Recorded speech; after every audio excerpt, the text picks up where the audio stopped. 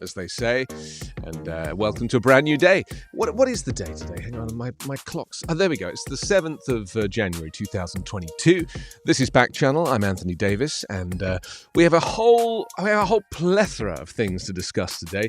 You're welcome to have your say, to get in touch, to do whatever you want to do that kind of contributes to the show, because, of course, that's what this whole thing is about. So you can wake up your device, you can say, and then your message. And you can also talk to us via the chat facility at backchannel.tv. There you go, backchannel.tv. I'm hearing a little echo, Carla. Maybe, I don't know what that is. Maybe that's, I don't know, something coming out weird. Wonder where that echoes. Ooh. A bit strange. Not sure what that is. Anyway, listen, I'm very thrilled that you're here. Maybe it's the volume on your phone. Is your phone volume up? Are you muted on your phone? It's very strange. I don't know. Fortunately, you're not hearing the echo, but I am. But this is just the tech that we're dealing with. It's fine. Okay, let's take a little look at what we're going to be talking about today, because some big stories have broken and there's some sadness associated with this in a little way. They say we've got Sidney Poitier, of course, the activist and Oscar-winning Hollywood's first black movie star, has died at the age of 94. That was announced this morning. The guy lived in the Bahamas, in Nassau, and I was very sad about that, because he's so kind of trailblazing. And I think that kind of does mark the end of an era, certainly if you kind of understand the significance of Sidney Poitier in the movie business. So we'll take a look at his incredible life a little bit later. The biggest threat to America now isn't a coup, according to the Atlantic writer Caroline Nice. We'll take a look at her recent article about the state of things to come. Also, a trend surging during the pandemic, shoplifting. We'll take a look at this later and show you some of the best ways to shoplift. I'm kidding. That will not be happening. And on January 6, investigators, they don't rule out concluding that Trump's actions constituted a crime. We'll be asking, do you think the former president will ever be charged with anything? Or will he just get away with it? So all of that, lots of lovely things to say and do and communicate on this Friday morning. It's the start of the weekend. It's kind of amazing, isn't it? It's like 1 minute it was Christmas, the next minute we were celebrating New Year. Now it's the weekend after the first week of January. It's almost unbelievable. Anyway, we're going to come to terms with the fact that a brand new year is upon us, and we are all a little bit older in just a little while. First, let's go to the morning the morning call. I'll use my cough button. Hang on. There we go. Did it work? Yeah, I think it did work. I can't really... The thing is, in the morning, I don't like to use the telephone. I don't know if you know this about me, but I'm not a phone person. So I don't talk to anybody in the morning before I talk to you. You're literally... This is the first thing I've said today. And so my voice is like a little bit like, whoa, why are you suddenly going into like show business mode, having just not said a word for the last 2 hours? I've been up for a couple of hours, but I just haven't spoken to anybody. This is the joy of living alone. Okay, the front of the morning call this morning. This is the Lee Valley's first source for news, apparently. Biden warns of dagger at the throat of democracy. President slams Trump and backers in speech on the anniversary of the attack. That's right. He accused them of holding a dagger to the throat of democracy in a forceful speech on Thursday, marking the anniversary of the deadly attack on the U.S. Capitol. He warned that although it didn't succeed, the insurrection remains a serious threat to the American system of government. And that is really something, I guess, that, I really hope people understand the significance of this. Because we're talking about not just what happened that day. Yesterday I was saying don't be distracted by the visuals of January 6th. The true insurrection, in my view, is the gerrymandering and the kind of stealth-like corruption that's going on at state level. That's what I believe. And a riot was, it was a necessary thing, I think, to make people wake up and realize that democracy was under siege in America. But I stand by my view, and that is that some Republicans, if not a lot of Republicans, and I'm not talking about lawmakers, I'm talking about voters, they think that democracy is exclusive to Democrats. And that, I think, is my new black buzz phrase of the year. And there's lots of reasons for that, but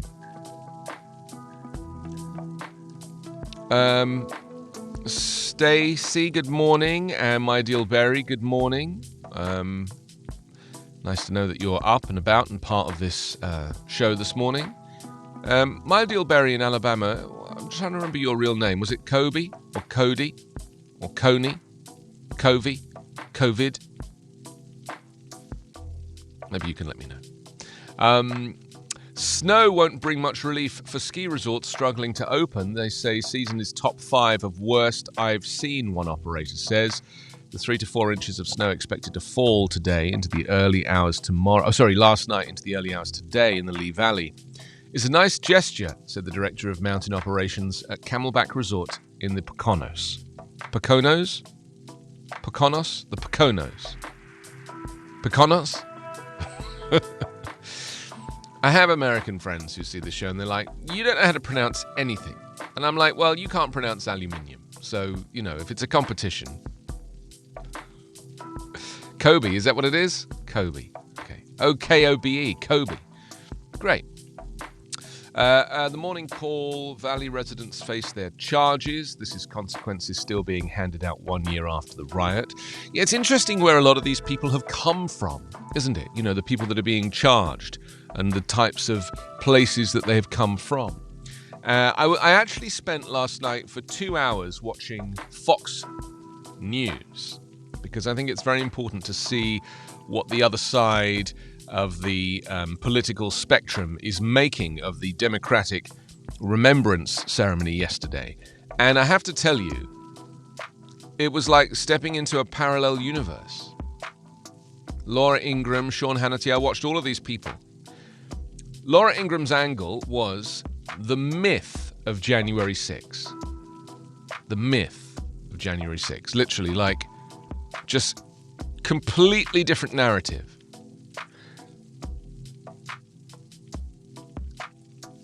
I'd be interested to know kind of what news channel you watch. Where are you getting your news? What if you do watch television? Not everybody does. I tend not to get my news from the television, but obviously some people do. And anyway, I watched Fox News for 2 hours last night, and it's almost as if, and here's the thing, if you just use Fox News as your TV viewing for news, and if you just use Facebook and, other associated links that your feed is sending you, you would think that yesterday was a completely different day. Arguably just a normal day. Because Laura Ingraham and Sean Hannity, they were like, there was no insurrection. It didn't happen. There was no violence. They showed security footage. Because, Biden was standing in that Rotunda Hall and he was saying, this is the scene where... And then they showed video of the day of people, insurrectionists, walking very calmly through a roped-off central area in one direction of that room. So that was obviously the first time they'd entered the room. After that, they obviously went crazy as more people arrived.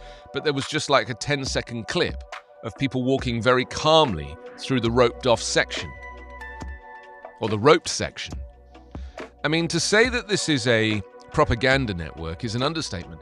They literally repainted images of the insurrection day. They didn't show the violence. What instead they showed was video of violence at Black Lives Matter protests. From the year before, they called it the Summer of Love. They kept talking about the Summer of Love.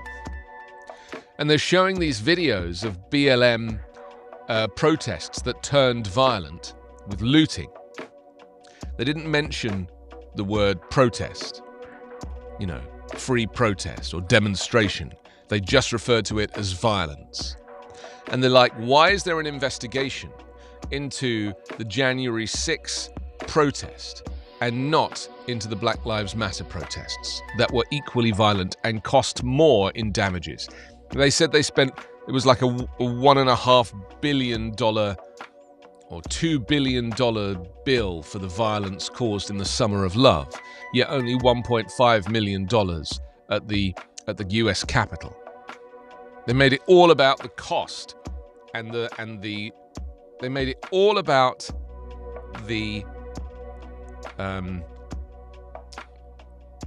actual violence that caused disorder, the public disorder and the looting. They made it all about criminal damage and not about the actual cause of the protest. So there was no speak of fighting for freedom or democracy. There was no talk of fighting for black lives and equality and civil rights and police brutality and discrimination. None of those things. Just the cost of the criminal damage. That's the way they angled it. And I was like, this is fascinating, because if you are a right-wing person or a conservative and you're watching Fox News, their arguments seem completely legitimate. They presented a completely different version of events. That these were a few criminally distracted people who were just out to cause damage. There was no consideration for the cause, no interest in the cause, just about the damage. Chanel's in Tennessee, thank you for joining us. Stacey's having pizza with chips and Swiss rolls. Sounds very nutritious, Stacey. So it was just an education for me. And, I don't watch CNN or any of the other channels, so I'm not, I dip in, but I don't watch them religiously. And so it was just very interesting to see how a completely alternative narrative. I also noticed that Sean Hannity paints his skin with an orange paint, the same stuff that Donald Trump uses. Literally, they have the same bronzer. It's very weird. Because he talks with his hands a lot, and his hands are a completely different color to his orange face, and he has the weirdest hairline, like it's very low, and it's the weirdest hair I've ever seen. Pierce, good morning, who's in Texas. Nice to know that you're part of Backchannel this morning. It's 12 minutes after 9 here on the West Coast, 12 minutes after noon Eastern. Pierce says I was playing Popcorn Tycoon on my Echo. Oh, wonderful. And here you are. Now with Backchannel. You see, this is the great thing about this technology, is it really enables you to kind of be in it. You've put yourself into the technology. I love it. Okay, let's go back to the next newspaper. It's the Mail Tribune from Oregon next. And they lead with a new experiment. Oregon's drug decriminalization measure fails to fund treatment. Yes, Oregon voters who approved Measure 110 were sold on the idea that providing addiction treatment for people caught with drugs like meth or heroin was a better option than sending them to jail. Called the Drug Decriminalization and Addiction Treatment Initiative, the 2020 measure has poured millions of dollars into services to help those struggling with addiction, but it hasn't funded addiction treatment itself in Jackson County. Instead, money is going toward things like referring people to treatment, overdose, antidote kits, and housing. So there we go. It's interesting. A big photograph of a hypodermic needle on the front of the newspaper. What a lovely thing to wake up to. A year later, Congress, more deeply divided than ever, says the deeply divided Congress is showing the world a very unsettled view from the US Capitol. Rather than a national crisis that pulls the country together, the deadly riot on January 6 only seems to have pushed lawmakers further apart. Well, do you know, this is a very important point, isn't it? Because yesterday there were no Republicans present, just Liz Cheney and her husband/father, Dick Cheney. They were the only Republicans. Adam Kinzinger was having a baby, so he couldn't attend. They were the only Republicans. We'll talk about Liz Cheney a little bit later, and her husband/father, Dick Cheney. It's a little bit like Melania, isn't it? No, not Melania. It's a bit like Ivanka, the daughter/wife to Donald Trump. It's kind of interchangeable humans. It says that the lack of bipartisan resolve to assign responsibility for the siege or acknowledge the threat it posted has eroded trust among lawmakers, turned ordinary legislative disputes into potential crises, and left the door open for more violence after the next disputed election. It all sets Congress adrift towards a gravely uncertain future. Did January 6 bring the end of one era or the start of the next?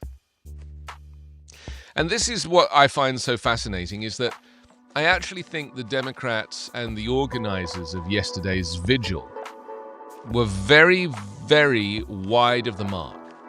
I really don't think they read the public mood.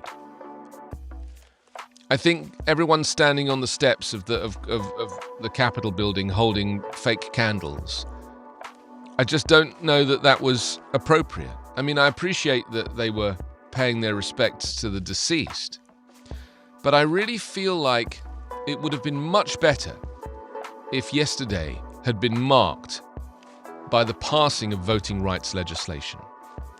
If that was the announcement that was being made, by Biden at the lectern. That's really that's really what I would have been hoping for. Because he criticized Trump, which is fair enough. He laid the blame at the misinformation that had been peddled by Trump and his surrogates for the last 2 years prior to the election. But what he didn't offer was the solution. Like, how do we solve this? What methods do we have? And it would have been wonderful if he'd have said, I am going to, we're going to do away with the filibuster for the purposes of voting rights, get voting rights passed, and then maybe put the filibuster back if that's what you desperately want. The problem with remembrance is it's not progressive, is it? And you've got to remember that half the country thought that January 6th was brilliant. It was kind of brilliant. So I don't really know who he was preaching to yesterday. I really want to be supportive of the president in this way, but I really need more action. I don't know how they're going to go about it, because I actually think that it's possibly too late in these state legislatures where they've put these kind of Trump people in, so that the next election just won't get certified. It won't get ratified at a local level. Or it'll, or it won't be accurate, more like. Let's move on to the Fresno Bee now, which is out of Fresno, California, and a photograph of Biden speaking from Statuary Hall at the U.S. Capitol 1 year after the anniversary of January 6th. And the thing is, well, here's the thing about Statuary Hall. The positioning of these statues and the columns and the flags that were behind him. I don't know if you watched the speech in its entirety, but there was people walking around behind him. I was like, can you not stop people from walking behind the president while he's making his biggest speech ever? Is there any chance you could possibly realize that the backdrop to Biden's speech is these two flags, these two columns, and this hallway? Could you possibly not poke? People were poking their heads around like they were on Saturday morning TV. I was thinking, I bet those are the 4 Republicans that showed up. It was quite something.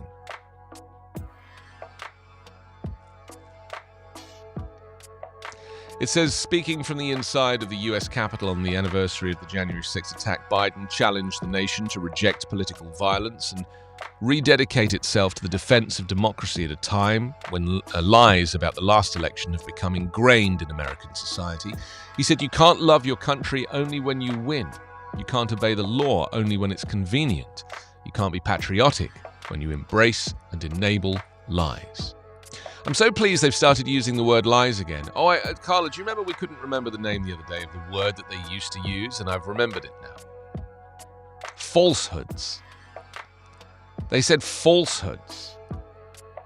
And I never, ever connected with that word because it doesn't mean anything. If the guy's lying, you've got to say he's lying. A falsehood sounds like, he's kind of just saying something that isn't entirely true, but might be a little bit true. It's like, no. And the news media did it all the time. Falsehoods. And it's like, what are you holding back from? Like, if you want to report the truth, report the truth.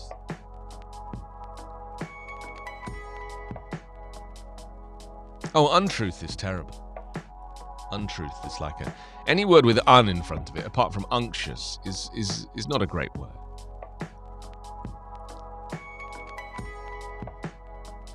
The speech included Biden's sharpest and most extended denunciation of former President Trump since taking office last year, criticizing him for doing nothing for hours as rioters stormed the Capitol in an attempt to prevent certification of the election.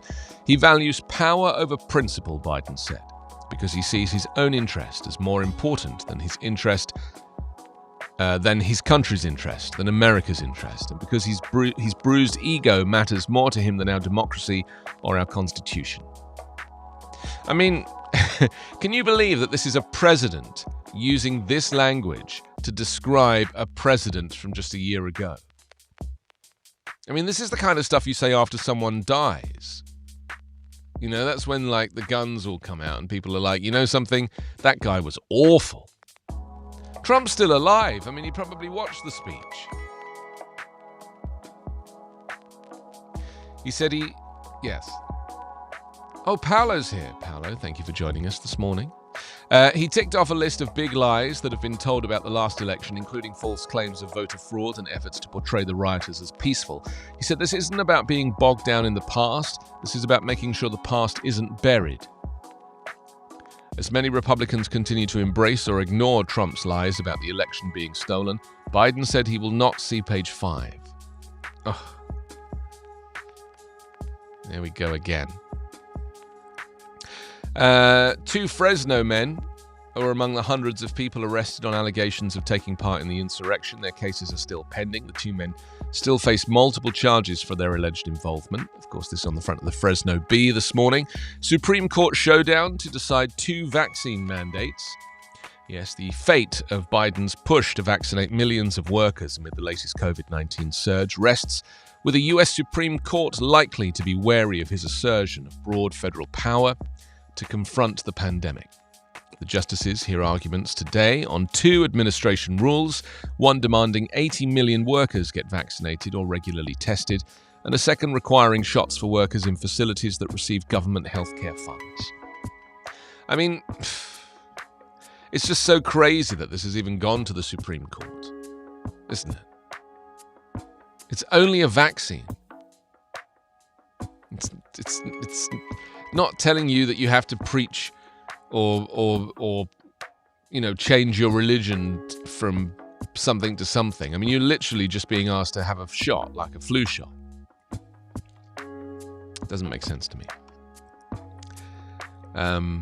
You know, I told you that I had this conversation with my Republican landlord a couple of days ago, and you know, they were basically saying, well, it's because of the mRNA vaccine. That's what we don't want to take. There's been so much negative press about mRNA, which is the only vaccine that works. Messenger RNA.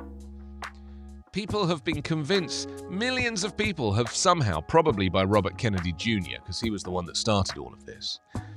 And you know, they're using the excuse that Robert Kennedy Jr. is a Democrat, and that's why it must be true. Isn't that hilarious? They're using the fact that he has a historically Democrat family to add credence to the fact that Robert Kennedy Jr., a famous conspiracy theorist, it might have stumbled upon a truthful thing. So it's convenient to them to say, oh, I don't believe anything the Democrats say, unless somebody says something that is suitable for their ears, like vaccines are dangerous and they haven't been tested. And then they go, oh, well, he's a Democrat and therefore it must be true. He's not really a Democrat, Robert Kennedy Jr., is he? Let's be clear. You know, because the Democrats have policy when it comes to vaccines and vaccine mandates. Republicans have no policy on anything. Have you noticed that? There is actually no policy. Their policies are only ever to deregulate. So in order to deregulate something, another administration, likely a Democratic one, has already put that policy in place.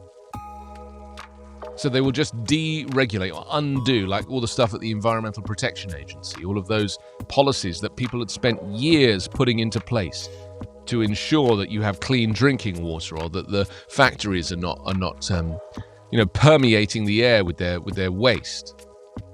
The Republican Party, they just undo all of that. There's not an original thought there, is there? Not an original thought. It's just undo it. Leave the Paris Climate Accord. Leave the Iran nuclear deal. I mean, they did ban Muslims from coming into the US, so I suppose that's a policy.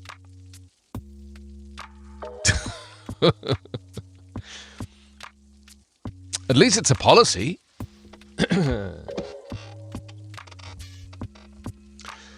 There's a very good video doing the rounds today, that the Stephen Colbert Late Show. Late Show? Daily Show? I'm not sure what Stephen Colbert's show is called. I think he does Letterman's show, doesn't he? The Late Show with Stephen Colbert must be the Late Show. And it's a video mashup to the tune of that song from Rent. You know the song from Rent? That said 1,000, 2,500, 600 mil. That one. And they've rewritten the words to suit the insurrection. And it's very, very well done. Beautifully done. I retweeted that this morning. It was just a moment of levity, really, in an otherwise quite tragic day. I really didn't enjoy yesterday in terms of the remembrance and I did a lot of work on that on yesterday, journalistic stuff. And I didn't really enjoy it because I don't want to see a nation, especially one that I live in, I don't want to see it collapse. I hate the fact that I'm having to report on a story that is about the fall of democracy in the West. That's kind of that's the sadness associated with this. It's a little bit like reporting in war zones and having to talk about, suicide bombings. And after a while, it takes its toll. And for me, this conversation about American democracy being disrupted, undermined, subverted, is very, very sad. I don't get any pleasure out of it. And so, I'm kind of, I don't know. I'm in a permanent state of emotional flux over this. I really, really want to hear some good news. I'm desperate for good news now. Don't you like to start a new year with good news? And that's why, if Biden had come up with some magnificent plan to reform voting rights and announced it from the podium and given hope to the nation that actually, what has gone on is now back on track. But no, there was nothing. It was just criticism. The Los Angeles Times for this Friday morning, January 7, also the photograph of Biden standing in the hall there to do his speech. It says, for the better part of the last year, Biden has sought to ignore his predecessor as he's tried to deliver on a campaign promise to return the country to some semblance of political normality. But in a passionate speech at the US Capitol on Thursday, marking the one-year anniversary of the bloody insurrection, Biden essentially acknowledged he could not reconstruct a world before Donald Trump's tenure, nor could he deliver on his promise of protecting democracy without calling out the former president's role in lying about the 2020 election and inciting a mob that stormed the Capitol.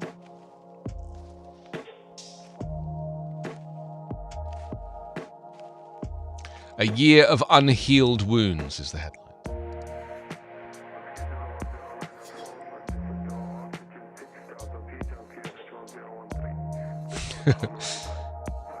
Yeah, Carla is saying she can't quite believe that it happened. I mean, I watched back a lot of footage yesterday that I hadn't seen for a year, and I'll be honest, I also couldn't quite believe that it happened.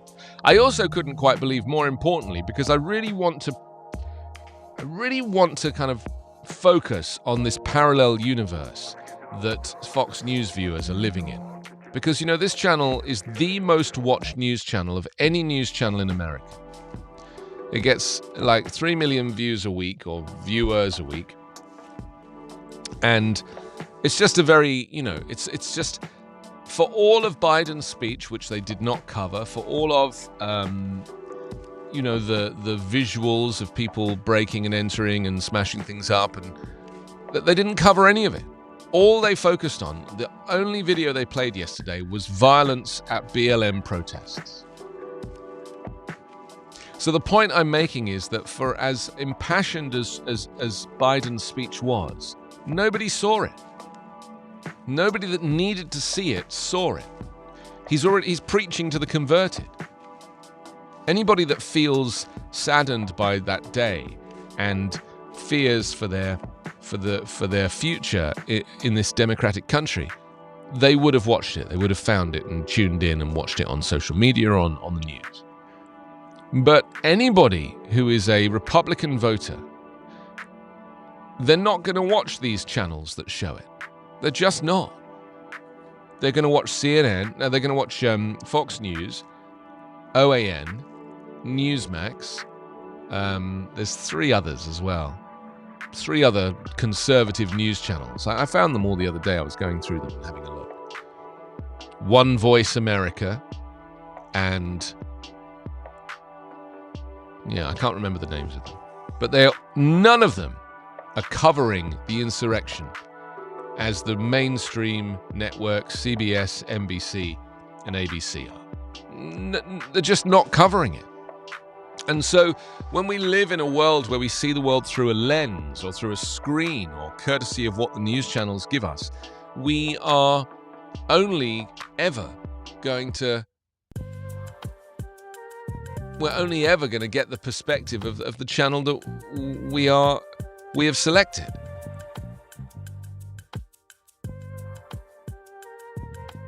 It's very interesting. I just want to remind ourselves that whilst we might feel like everybody is feeling the same thing about yesterday, I'm telling you, there are 70 million people who don't believe a word of what Biden said. 70 million. That's more people than there are in the entire United Kingdom. An entire country doesn't believe that story of what happened. They genuinely believe that Biden is an illegitimate president. And I think it would be foolish to just do the cliche thing of, oh, it was a terrible day and what's going to happen and everyone's up in arms. No, they're not. No, they're not. They thought that was a good day. They thought they were taking back their country. And we have to consider the views of Republicans as much as the views of anybody else.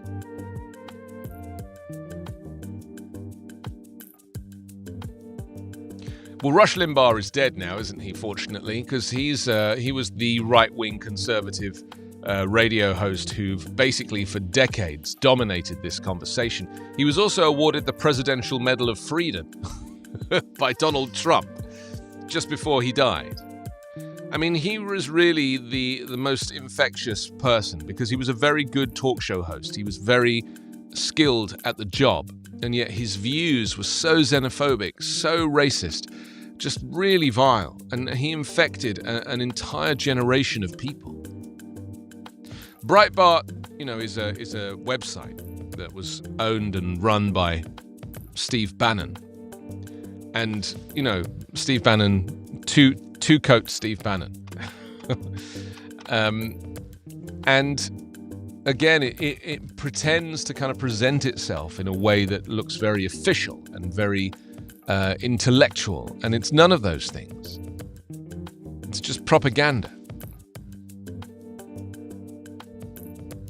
Stacey says, I'm chill dancing to the tunes that I'm hearing right now. My Deal Berry says, I'm getting a weird chair.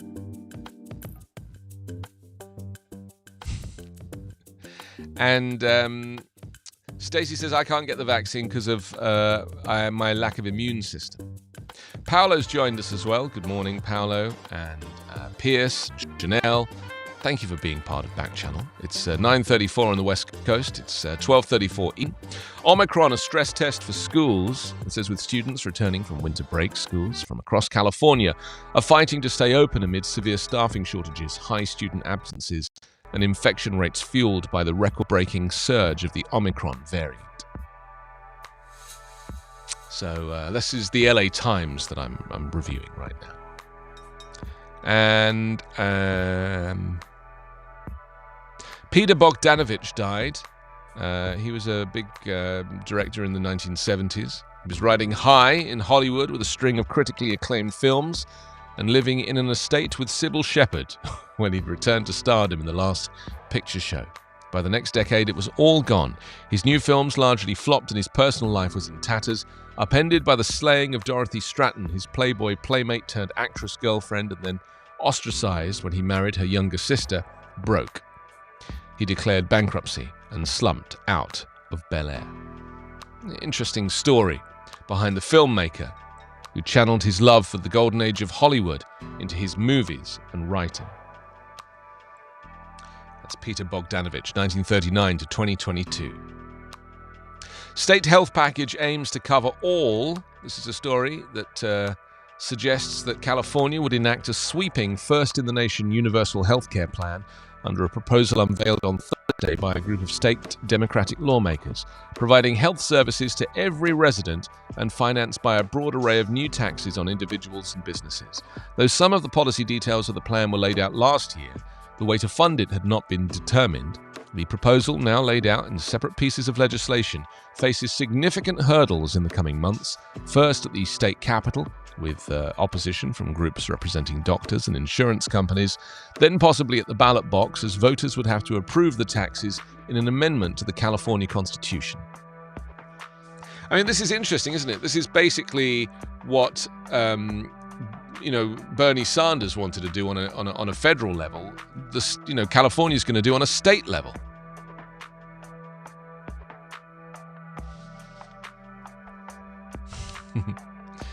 Hello to Dees, who's just joined the stream. Nice to know that you're part of the show this morning. Thank you, Dees. If you want to get in touch, you can message me via backchannel.tv. That's very interesting, isn't it? This state health package. Democrats propose a single-payer plan funded by income and business taxes. This kind of backs up my theory that what's eventually going to happen is that states will be unrecognizable from each other.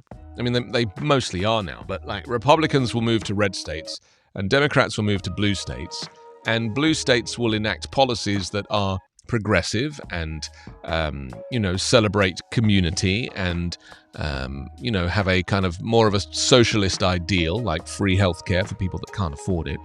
And the red states will just end up becoming these kind of white supremacist enclaves, a place to go and not fear a black man running through the streets who's just on a run.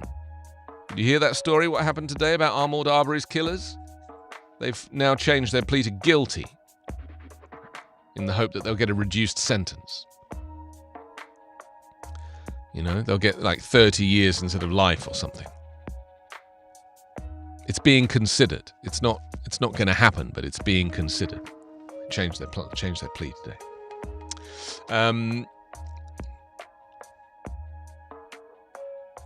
What's next here? The San Diego Union Tribune is next up for this Friday morning. San Diego issues dozens of termination notices to employees. It says they were sent termination notices after failing to comply with the city's vaccine mandate by Monday deadline. The 86 advance notices of termination were sent about a month after the City Council voted to move forward with the mandate. Despite strong opposition from the police union, the Public Utilities Department was hit hardest, accounting for 19 of the notices. I think I might have hiccups. Following the police department, which had 15. 13 parks and recreation department employees were also notified. I mean, they sent out 900 letters warning people in early December that they might be fired. And so obviously nearly 800 people have basically gone and got vaccinated. And so there's 86 letters now that have been sent out to the remaining few. It's very, very interesting. Carla, is England like this? Is there like a Is there a group of people in the UK who are refusing to get vaccinated because they don't trust the vaccine, they don't trust government? You know, is there like a... Because here it's literally 40% of the country. 40% of the country have no interest.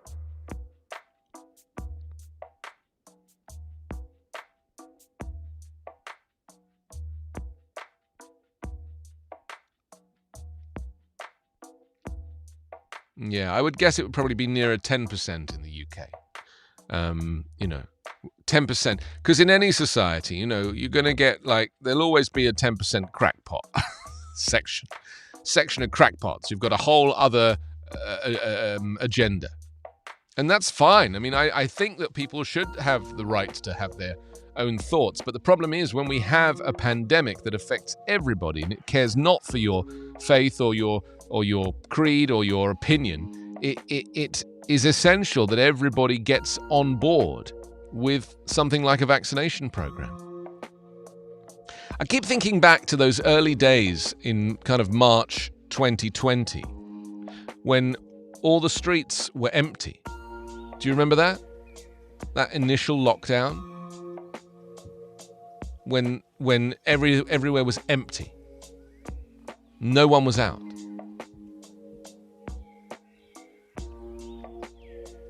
It was eerie, wasn't it? There's a very good documentary, I think it might be on Apple TV Plus, that's narrated by Sir David Attenborough. And it's obviously a nature documentary, but the first sequence, it's a documentary about what happened to the animals during the lockdown. It's a very, very interesting documentary.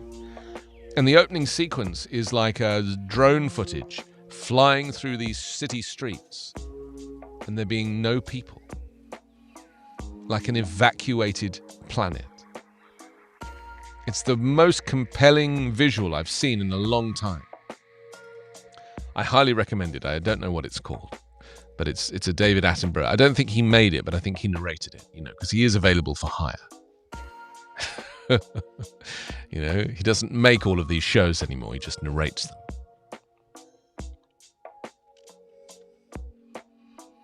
But I just think, how it's changed now, because, back then we were like stockpiling toilet paper. We didn't really know what was going to happen to anything. We genuinely thought there would be nothing, that this was the end of humanity, World War III or World War IV or V now. Because, of course, I think there have been some world wars that we didn't really notice,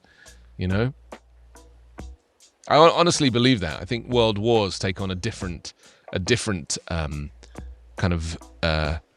they're a different experience to how they used to be. Modern warfare is like cyber warfare, information warfare, hacking. This is what World War looks like now. And there's been a good few of those incidents to consider.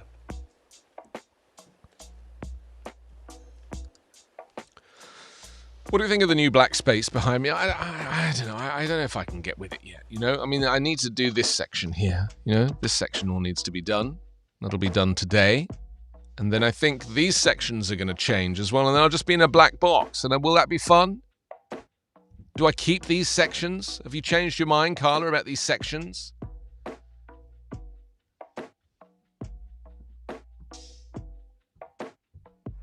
I only wear black. That's the problem. I only wear black. Black is my color. It's very slimming. I mean, I even got a black microphone recently. Maybe I'll switch back to the old microphone. I'm having second thoughts about this microphone. I love it, but it's something not quite. It's not quite as good. I'm very, I have a very, very acute ear when it comes to this type of thing. The clever thing about, I just don't want to be boring and technical, but the clever thing about this microphone, Carla, if you've never seen one in use before, is it sounds the same if you're a distance from it to if you're close to it. It doesn't change its frequency response. Isn't that clever? Look, normally when you get further away from a microphone, your voice becomes thin and sounds different. And this microphone doesn't do that. It's called Variable D. It's invented by this American company called Electro Voice in the 1950s. It's interesting to me.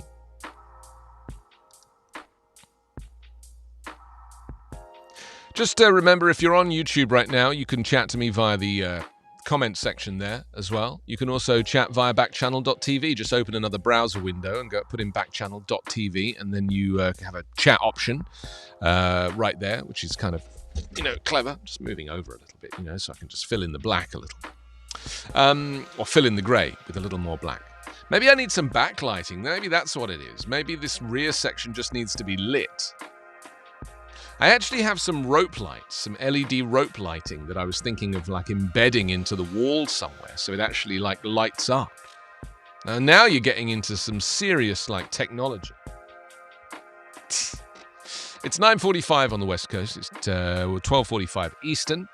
Gun owners sue over personal information use. This is from the San Diego Union Tribune this morning. A group of gun owners have filed civil rights lawsuit in San Diego federal court challenging a recently passed California law that allows their personal information to be shared with university gun violence researchers. The lawsuit was filed late on Wednesday by the NRA on behalf of 5 gun owners, including 3 who live in San Diego County. The court has viewed it as a friendly venue. Has been viewed as a friendly venue by gun rights advocates due to recent opinions that have dismantled large portions of California's firearms regulation scheme. I thought the NRA had gone bankrupt.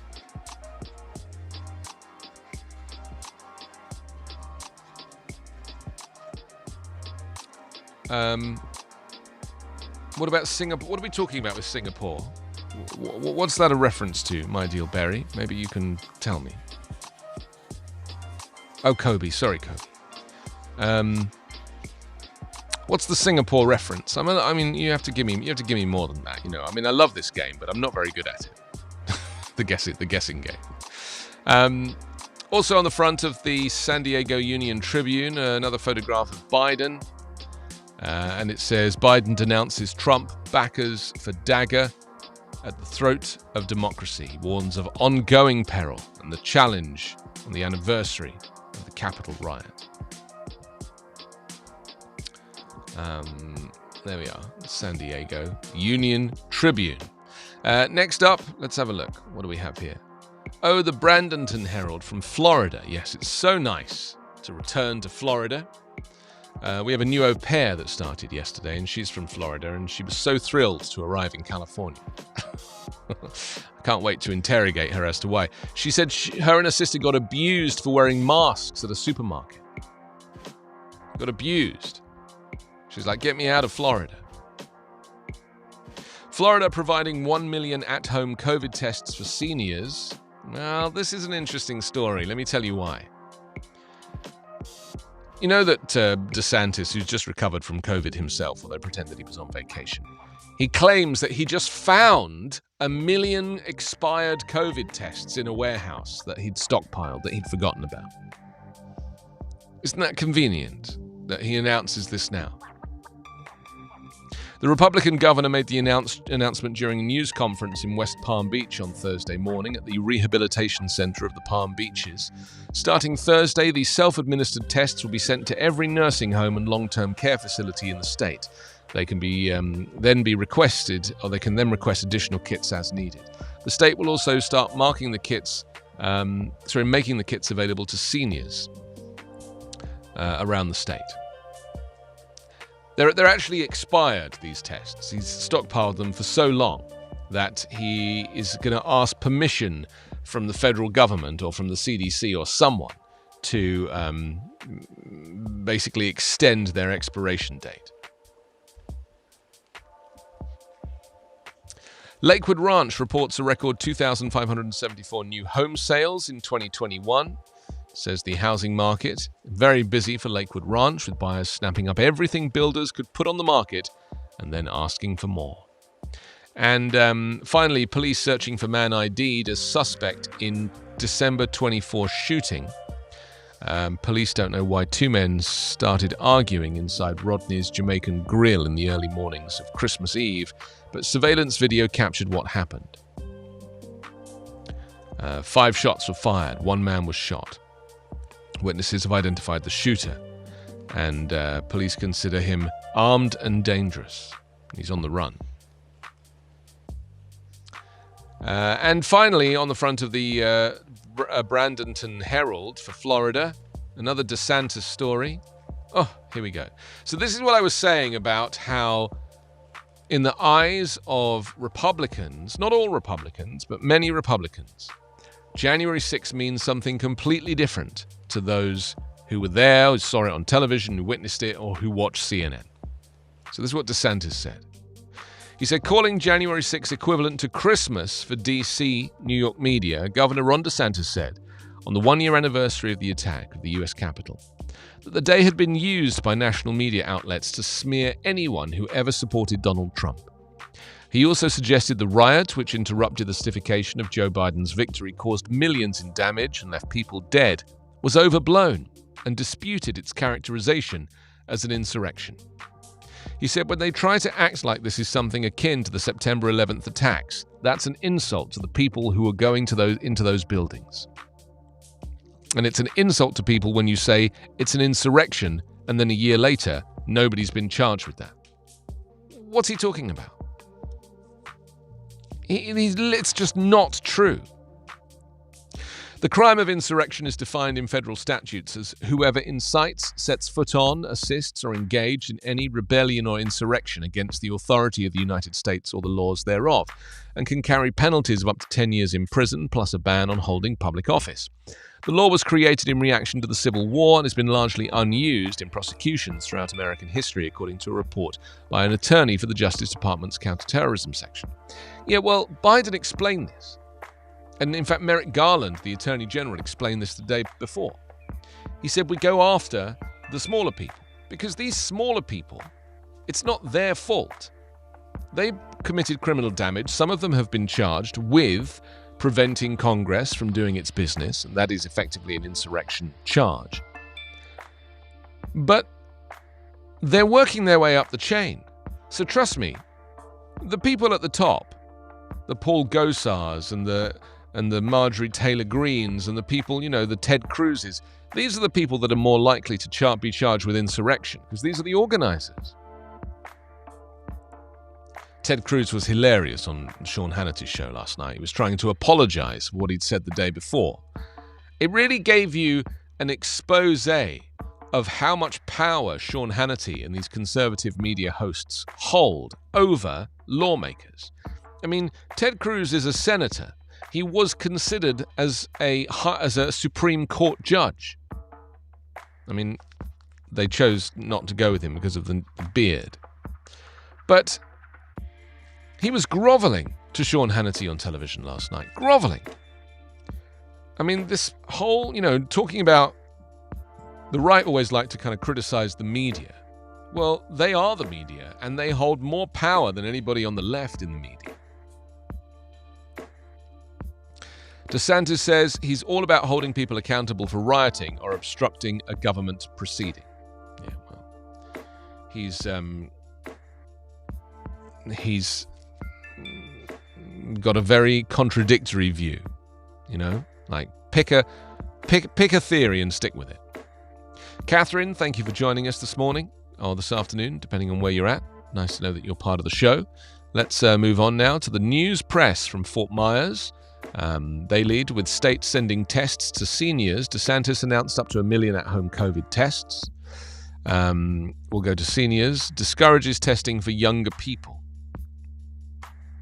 It's interesting that he's making this speech in West Palm Beach, which is, of course, where Jeffrey Epstein lived, and where Donald Trump, adjacent to West Palm Beach, has the Mar-a-Lago mansion, the Winter White House, or whatever you choose to call it.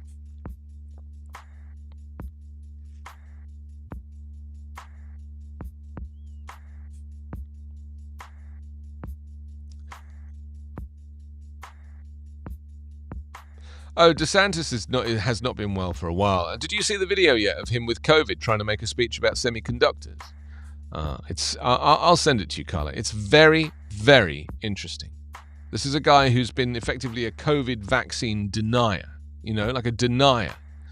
And yet he clearly has COVID and he's standing in front of a whole bunch of people making a speech. The guy can't even breathe. And yet he's not wearing a mask. You know, he's basically spewing his germs all over everybody. It's so insane that was even allowed to happen.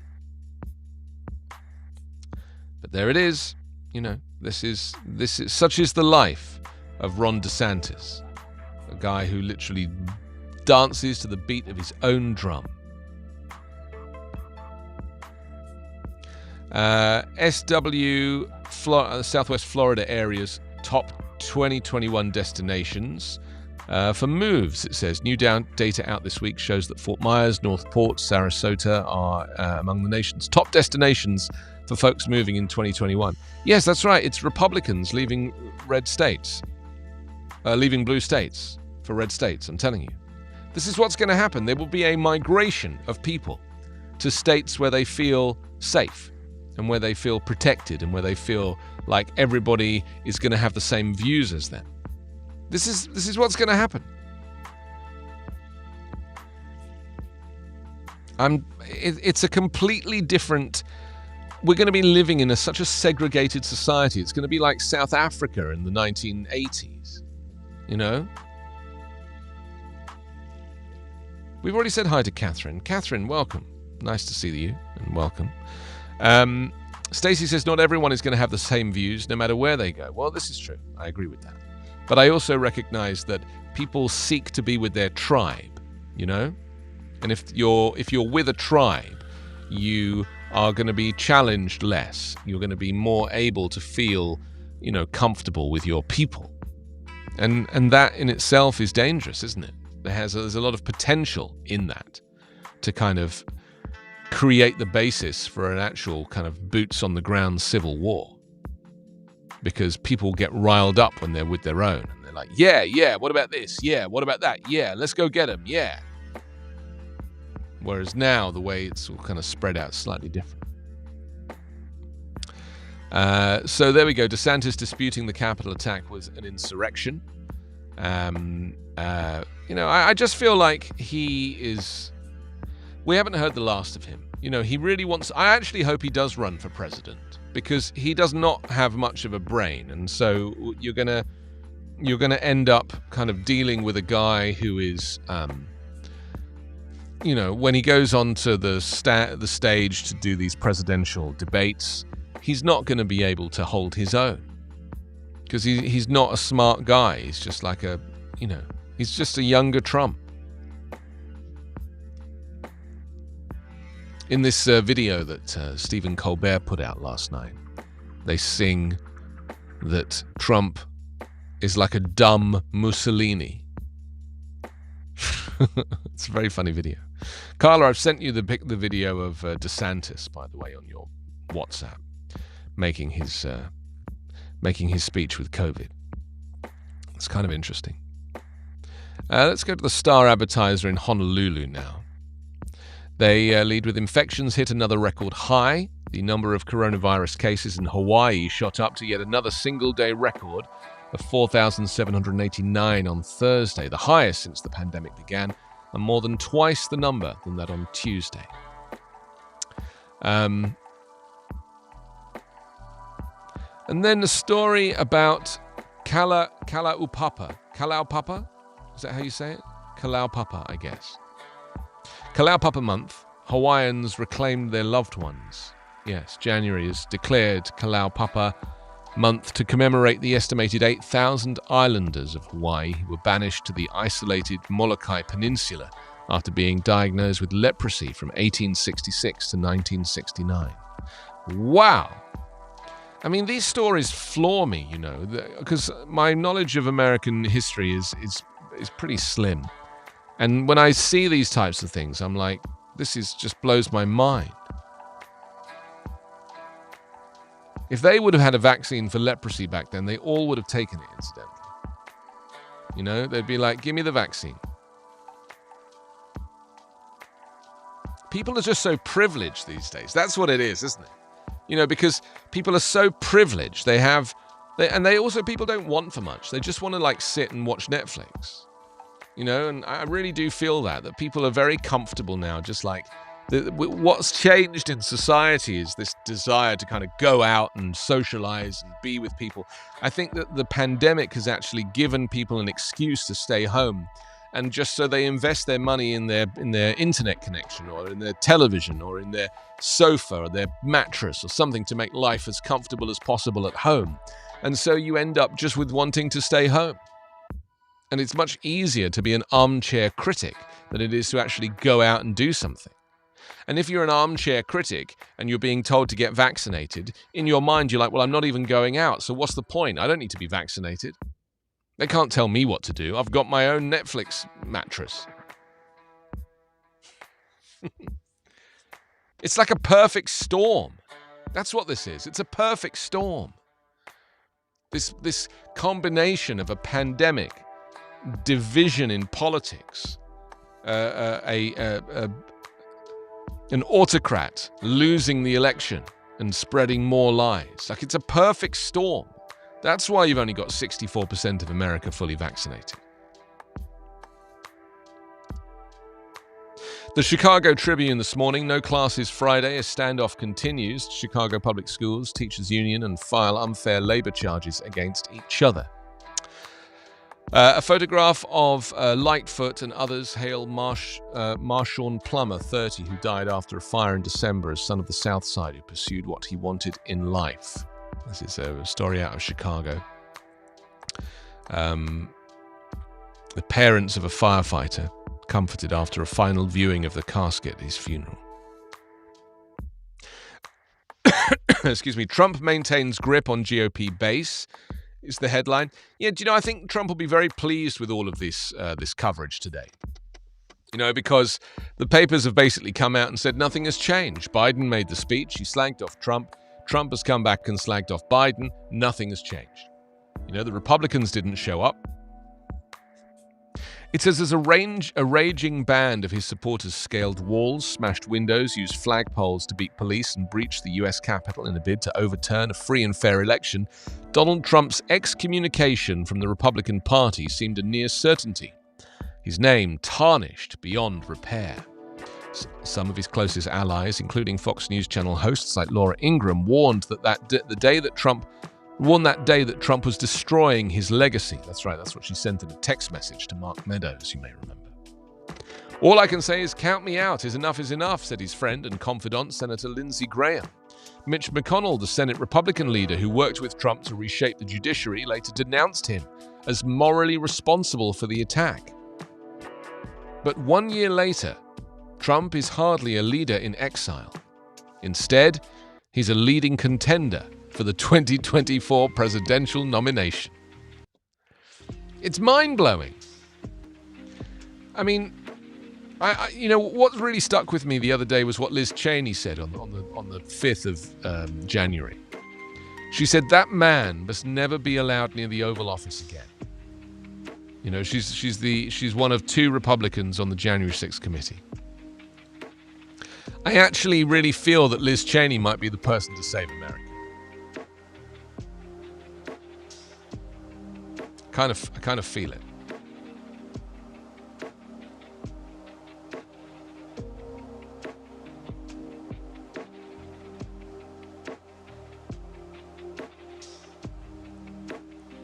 Sorry, Carla, what was that? I missed that.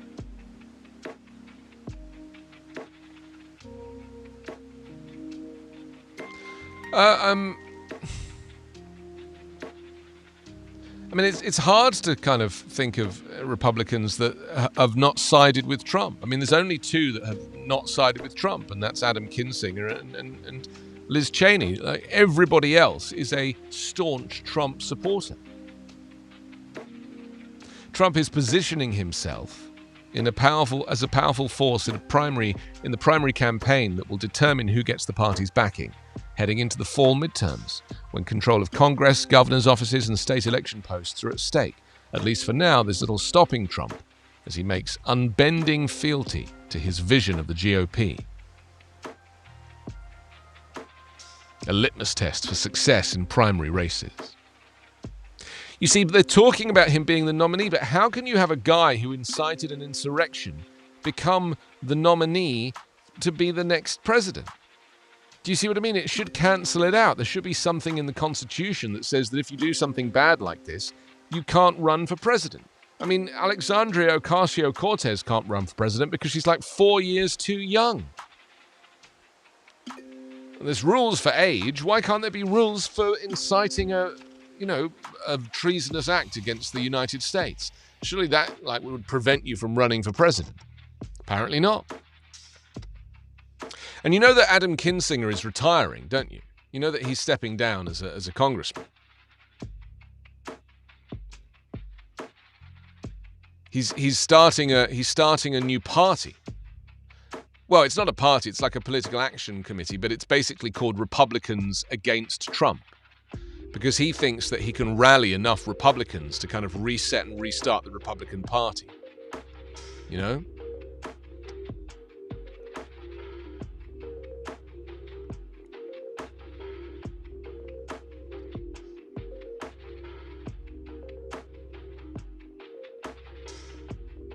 Muted, Carla, muted.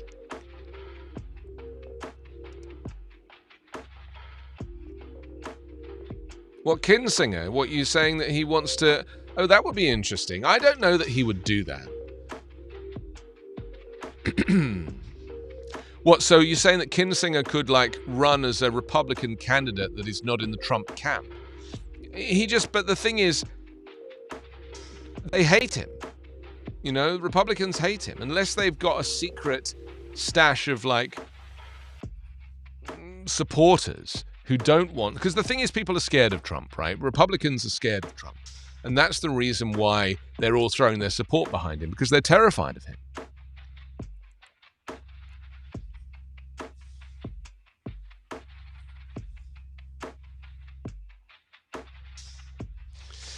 Yeah, but the thing is that the Republican Party is very much aligned with itself right now. You know, they're all singing off the same hymn sheet.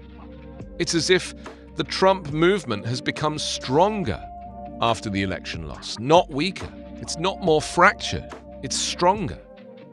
The extremist view. I mean, look at here's examples. Look at Marjorie Taylor Greene. When she was fired from her committee responsibilities recently for her language and xenophobia and racism and behavior. Kevin McCarthy, the leader, he didn't denounce her. They love it. The QAnon thing, they love it. The far right, they love it. This is what I'm saying about the party. It's like, the idea of bringing back a Republican Party that is fiscally conservative and has morals, I cannot see how that's possible, because you've basically got 400 of them who are already heading in the wrong direction.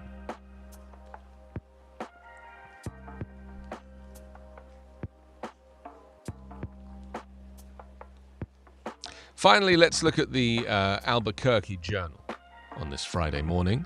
State spending could soar under dueling budget plans.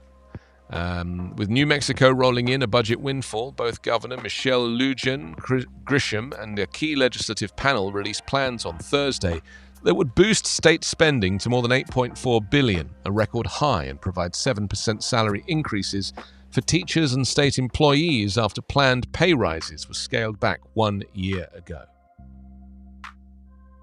And here's a very interesting story. 16-year-olds could vote in local elections under a new bill. This is good, isn't it? How old was I when I started voting? Was I 17? 18? Was I 18? Yeah. How old was I when I started smoking? Never. New Mexico would allow 16-year-olds to vote in local elections, expand absentee voting, and creates a straight party balance option under a proposal announced Thursday by Governor Michelle Lujan Grisham and Secretary of State Maggie Toulouse-Oliver. The measure also would automatically restore the voting rights of felons who aren't incarcerated and make it easier to register online to vote.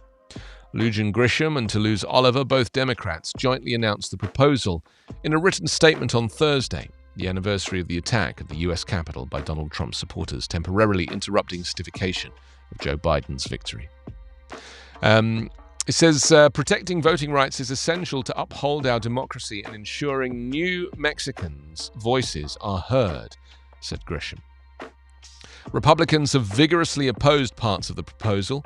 A legal challenge by the Republican Party and others in 2018 prevented the reinstatement of straight-ticket voting, an option that allows voters to choose the candidate in one party for every race. Interesting.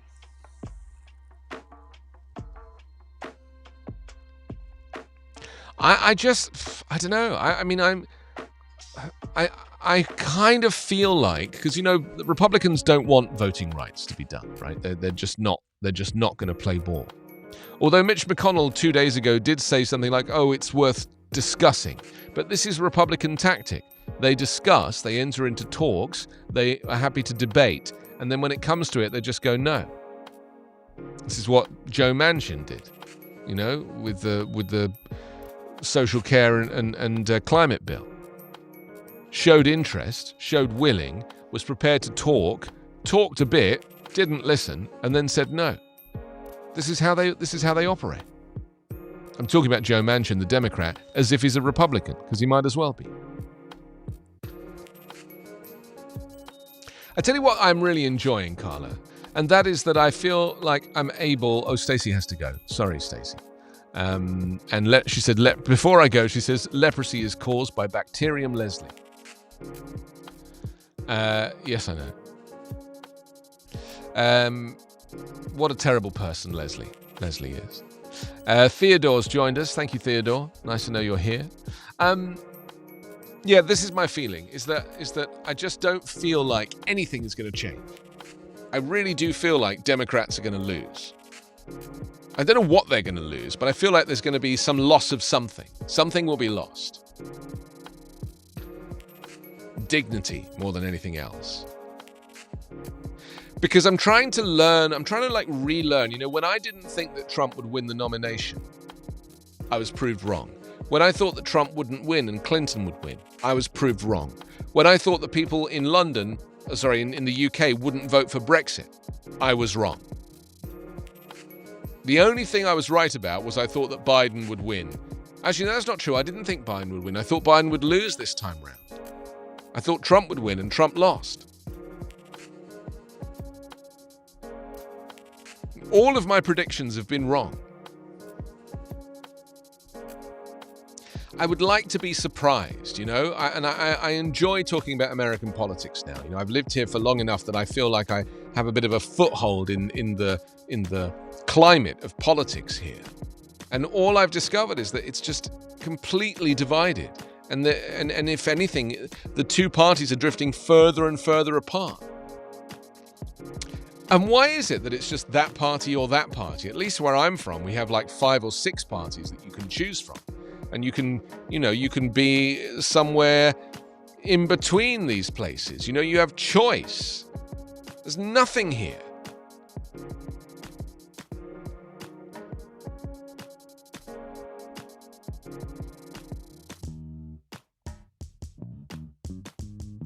I mean, Bernie Sanders has run as an independent. Bernie Sanders is not a Democrat. He basically is his own man. And he had a very, very good chance of winning the nomination. I thought he was an excellent candidate. But the problem with Bernie Sanders is that he is so ensconced in his socialist ideals of wanting to have free healthcare for everyone that he forgets to say, or you can pay for private healthcare and that won't change. This is the thing. It's like, I just feel like you have to be conscious of the divisive mood, which is that some people, they don't want, if they're paying for healthcare now, they get it through their employer or something, they don't want other people to get it free.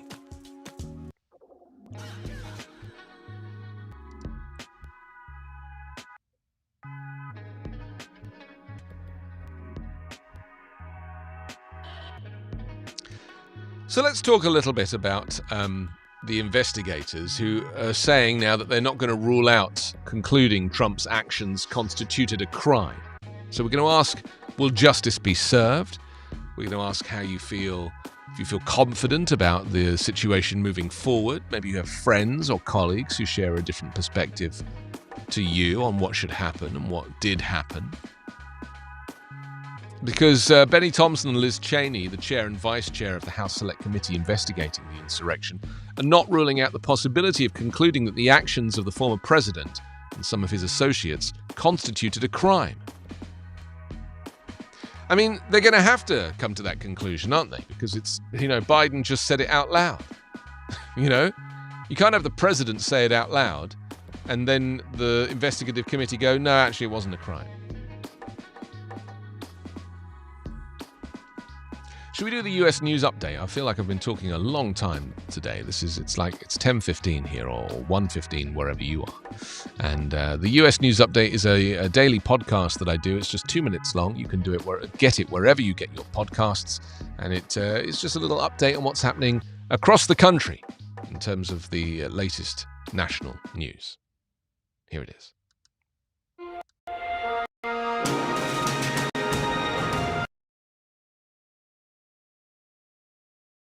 It's Friday, January 7.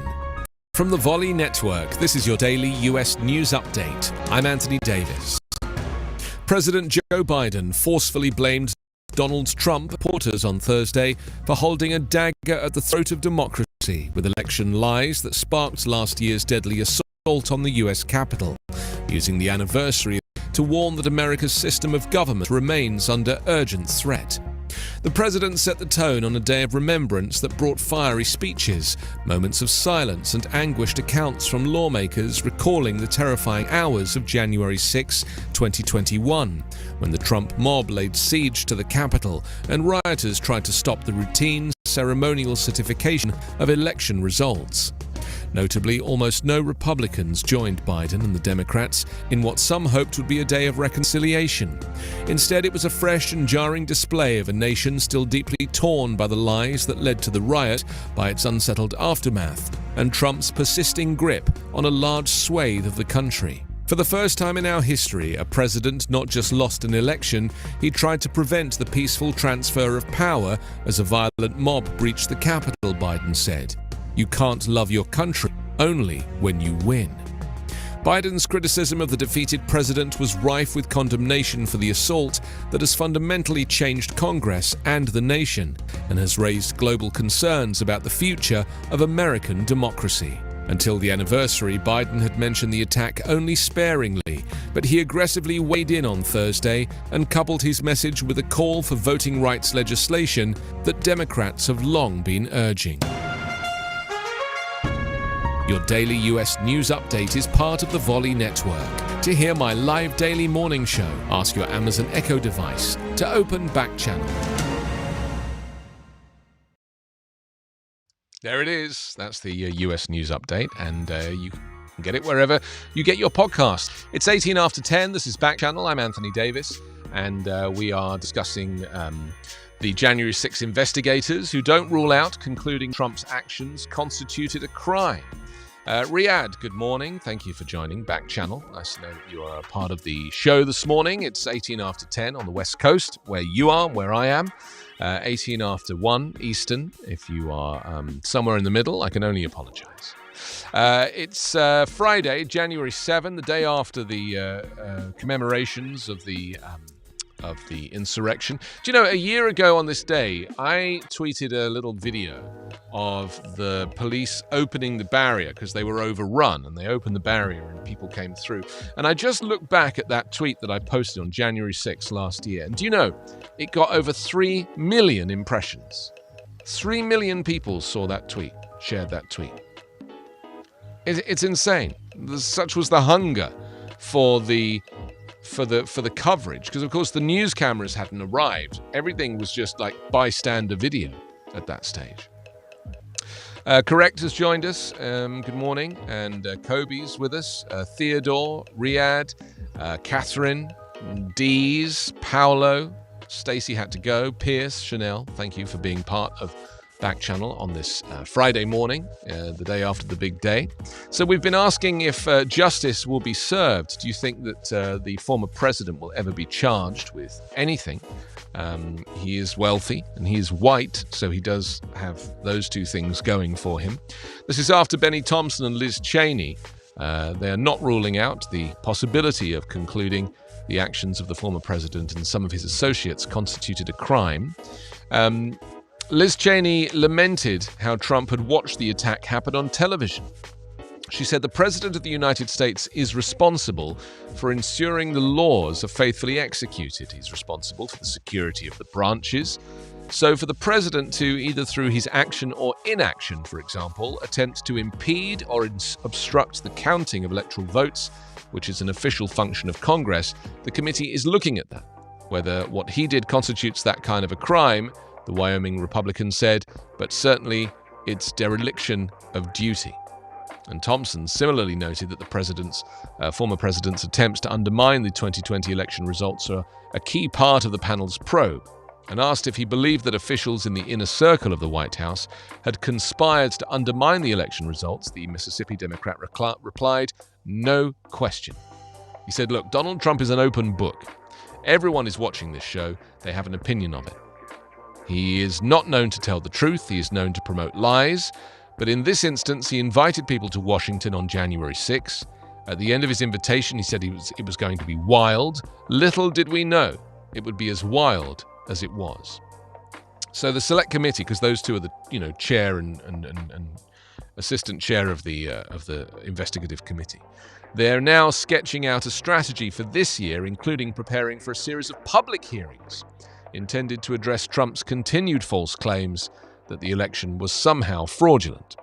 And it's very interesting. I wonder if it'll be like the O.J. Simpson trial, which was kind of compelling. Every day you'd want to turn it on, see what the latest drama was all about. But we've talked a little bit about Liz Cheney today, one of just two Republicans serving on the committee. She also derided yesterday the direction of the GOP, saying that I think right now we have a cult of personality. We have too many people in the party who've decided to embrace the former president. She said, right now my party is not embracing truth, it's not embracing substance and seriousness. Well, isn't that the thing about politics? Isn't it supposed to be deadly serious? It's not supposed to be fun. It's not supposed to be entertaining. I just think Trump was just always bored, and so the reason he kind of did rallies was because he didn't like doing anything serious. He'd never really worked in his life. He just played around with big buildings.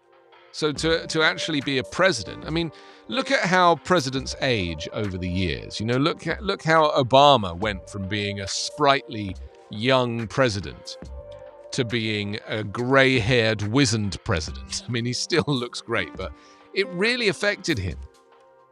He worked a lot. He did a lot of reading. He did a lot of study. He did a lot of travel. And Trump looks exactly the same as he did when he started, because he didn't really work. And in England, we had this with Tony Blair, who was a prime minister for a long time. He started off as a sprite young thing, and then by the time he came to the end of his near decade-long tenure, the guy had grey hair and he had jowls, and he just looked completely different. He looked very funny over the last few weeks. He hadn't had a haircut because of COVID, and he had this kind of long mop of hair, like a mane. He looked ridiculous. He just got knighted last week as well. What for? Maybe for, claiming that weapons of mass destruction were hiding somewhere in Saddam Hussein's underwear drawer. It's a good reason, isn't it, to get knighted? So, that's very interesting, isn't it? If you're asking my opinion, I know you're not, but I'll tell you anyway. I personally don't think that Trump is going to get indicted, or I don't think anything is going to happen to this guy. I honestly don't. I think that, it's... Where I'm from, we don't have, no one takes everyone to court like this. America is basically a giant court, not just a court of public opinion, but an actual legal court. Everyone's a lawyer. Everyone's suing anybody. If you haven't got a lawyer, you can get one for free. You'll take half your money, whether it be for an accident, from a billboard, or whether it be from, having a personal lawyer who's doing your bidding. Rudy Giuliani. I mean, to say that America is a litigious society is an understatement. I find it fascinating. So, of course, this will all end up in the court and ultimately in the Supreme Court. And the reason that Trump packed the Supreme Court with like-minded conservatives is because he knows that he's fail-safe, that whatever he is charged with will end up in the Supreme Court and they will let him off. It's just the way it's going to be. Very interesting story by Caroline Nice in the Atlantic, who writes that it's been a year since the Capitol riot. She says, American democracy is no safer today than it was that afternoon. Plus, our happiness columnist offers some advice on charitable giving. See, this is all to come. I do feel like, we'll talk about this in just a moment, but basically she's saying that the biggest threat to America now isn't a coup. American democracy is no safer today than it was that afternoon. And there is a lot of discussion about the fact that the next coup has already begun. And I've said this before, it's like a stealth-like coup at a state level. 1 year ago, the siege began. Politicians and their staffers ran for cover as the capital effectively became a war zone, she writes. But when the haze cleared, we vowed not to forget. But the attack on American democracy did not end that day. 1 year later, it has only deepened. The Republican Party, supported by elites who've turned against democracy, has put the big lie and specious claims of voter fraud at the center of its platform. Now, fewer than half its voters accept that the 2020 election results were true. So The Atlantic, which is a very, very good periodical, a great word, isn't it?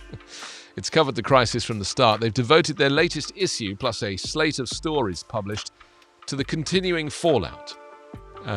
So they've broken down like a few points that are very interesting.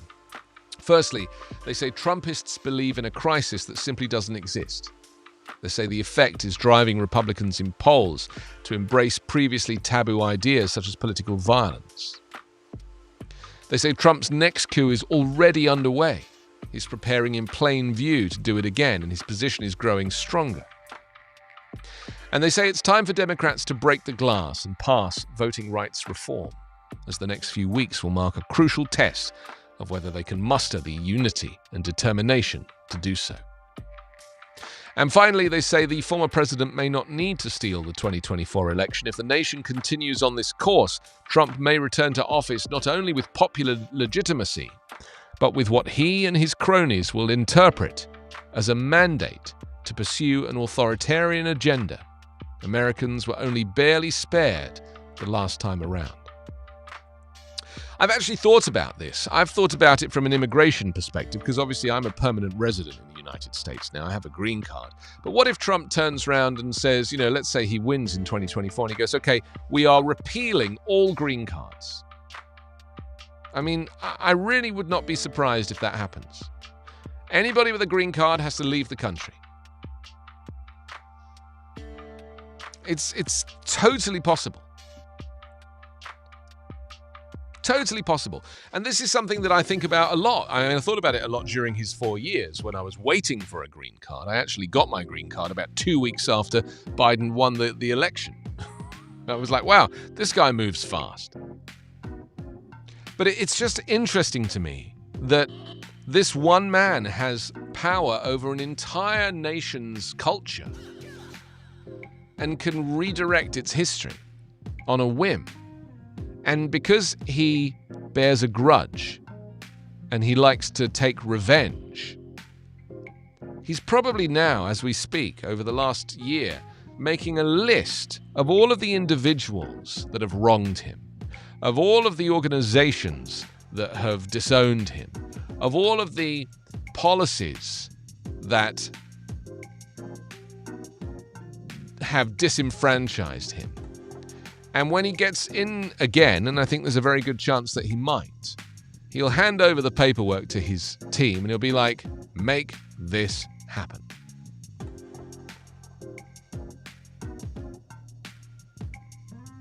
You know, he would enact revenge on all of those people who've said anything bad about him.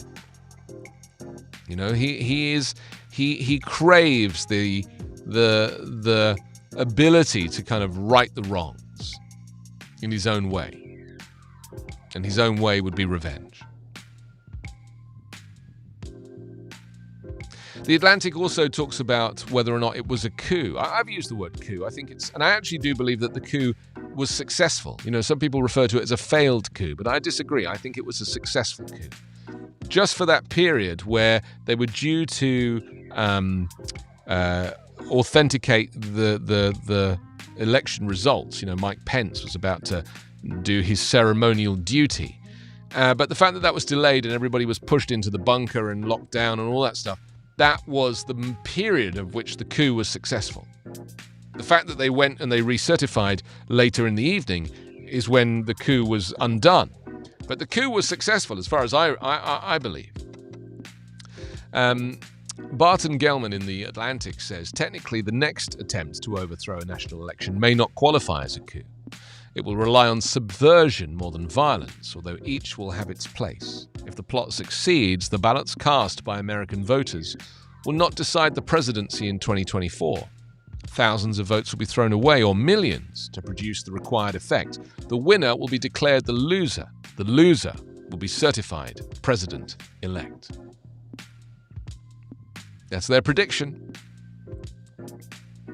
They say the prospect of this democratic collapse is not remote. People with the motive to make it happen are manufacturing the means.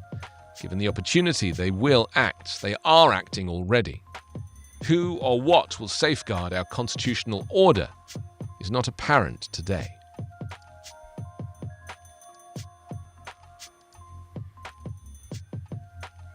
Interesting. Where's my screen gone? I've got a whole screen here of messages. Oh, there it is. Zuo has joined us. Thank you. He says, and Tim says, then Melania would have to leave, right? I don't know about Melania, you know. I still think she's working for the Russians. You know, I think she's the secret mole. So Melania's going to be around for a long time.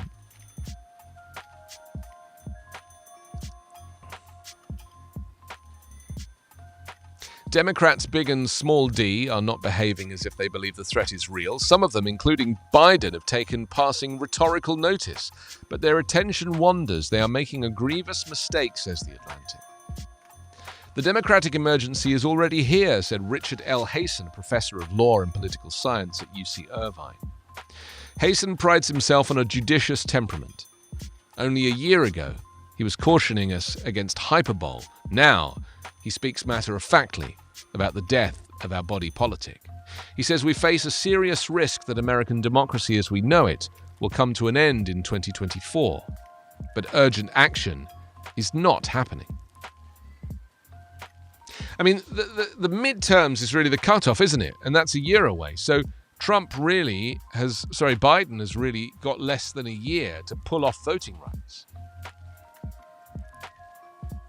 And voting rights needs to go far and wide. You know, there's a couple of bills on the table. There's the John Lewis voting rights, and then there's this new one, which is, you know, has been tweaked. I think that Joe Manchin had a hand in it.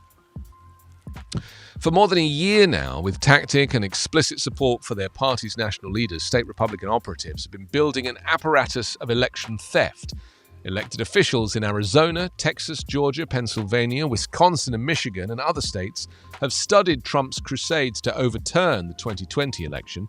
They've noted the points of failure and have taken concrete steps to avoid failure next time. Some of them have rewritten statutes to seize partisan control of decisions about which ballots to count and which to discard, which results to certify, and which results to reject.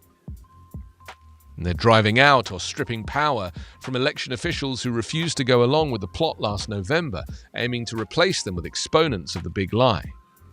They're fine-tuning a legal argument that purports to allow state legislatures to override the choice of voters. This is so interesting to me because this is what I've been saying over the past couple of weeks. Don't be distracted by the January 6th insurrection. That was a visual representation of the concern and the upset and the desire to have Trump be reanointed. But that was not what's happening, nationally on a state level.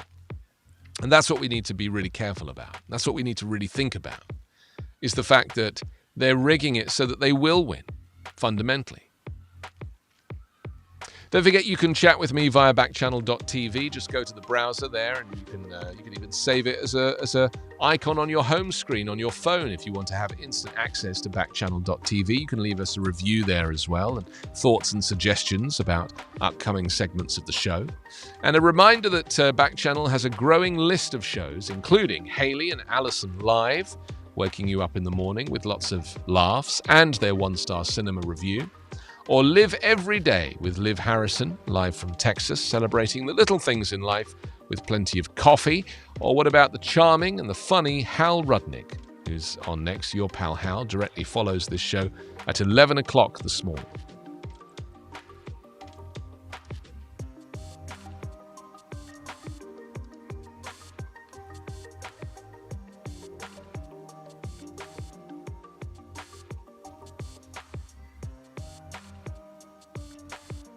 If you're writing a message on our chat facility, which you're very welcome to do, just try and make sure that you keep it friendly, because I know that Trump is a very divisive conversation to have. But just be aware that there are other people seeing your messages, so try not to use any expletives if you can. That would be very helpful. Zuo, thank you for joining us. Correct, Riyadh, Theodore, Catherine, D's, as you spend your morning with Backchannel and your afternoon, depending on where you are. A reminder that we're also streaming on YouTube, so if you'd like to watch the thread there, you can watch the stream there. You can also comment using YouTube comments, and I'll see those as well. It's 10:36 here on the West Coast. We've been discussing the interesting story about our democracy being taken from beneath us in a stealth-like fashion, and reading articles that The Atlantic have written. They've been very analytical about what is happening right now.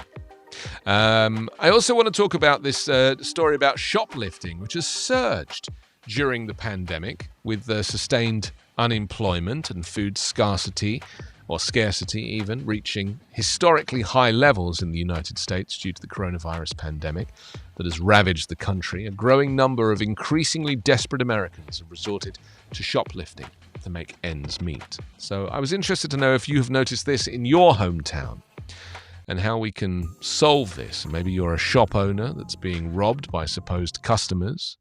Do you have sympathy for those who are resorting to stealing during desperate times? Roughly 1 in 8 American adults, that's more than 25 million people, reported they sometimes or often didn't have enough food to eat in the past week, according to US Census Bureau survey that was done in late October and early November. The Washington Post reports that shoplifting is significantly elevated in areas with high joblessness. They say there's a well-known historical correlation between unemployment and theft, said Fabian Tibbers, the chief executive of Compliant IA, which provides loss prevention software to retailers. In Philadelphia, retail theft reports increased by 60% in March and remained at inflated levels through at least July.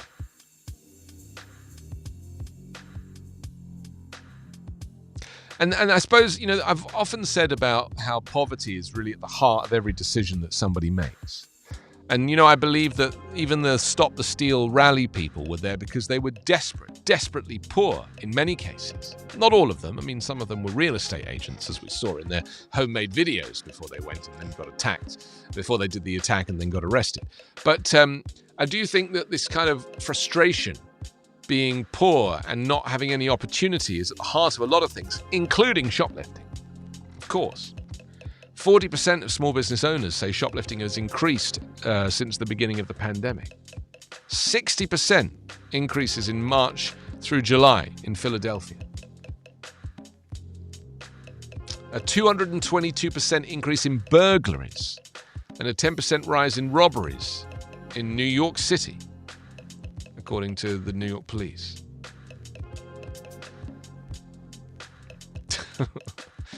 Yeah, Carla says, whose houses are being burgled if everyone's in? You know, Carla, in America, they call it burglarized. Have you ever heard that word before? They say, I've been burglarized. When I first heard an American friend say that, I was like, rewind? Well, what is that word? Burglarized? Yeah, burglarized. In England, we say burgled. Burgled. Burglarized seems a hell of a long way around this particular word. It doesn't make any sense to me, but they say it all the time here. With a straight face as well.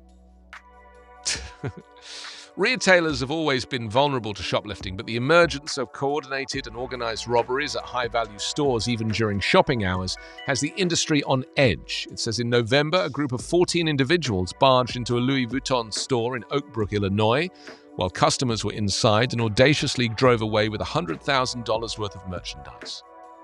The entire incident was caught on surveillance by the store's cameras. That same month, a group of 18 people broke into a closed Nordstrom store at LA's The Grove shopping mall using a sledgehammer and an electric bicycle. And they made off with several $1,000s in merchandise. And on Black Friday, one of the busiest shopping days of the year, as many as 30 people robbed Best Buy in Minneapolis. The crime involves typically groups of people targeting stores that carry higher value items. We've seen this at Apple stores, haven't we? We've seen like people smash and grab at Apple stores. And what they don't realize is that all of those phones and things that are out on show, none of them will work when they get them home.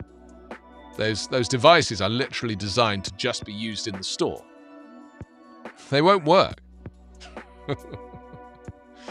Apple's like, come and take it. It's just an excuse to remodel.